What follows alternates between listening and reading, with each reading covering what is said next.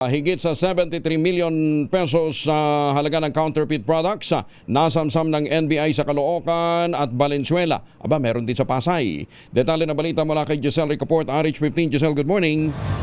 Good morning, Kuyang Angel. Nasamsam ng National Group Investigation ang may 73.8 milyong pisong halaga ng mga peking produkto sa mga lungsod ng Caloocan, Valenzuela at Pasay.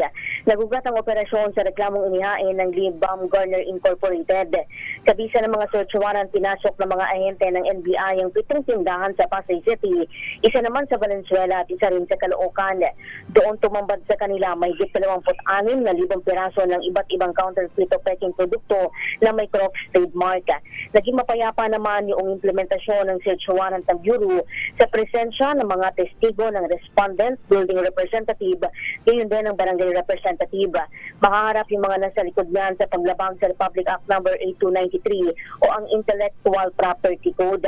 Pinaalalahanan naman ni NBI Director Jaime Santiago ang publiko iwasang tangkilikin yung mga piratang produkto upang protektahan ng intellectual property rights owners at upang hindi na maglipana ang mga peke sa lokal na merkado. Ito si Giselle Ricaport para sa DZRH na sa Pilipinas, una sa Pilipino. Maraming salamat, Giselle.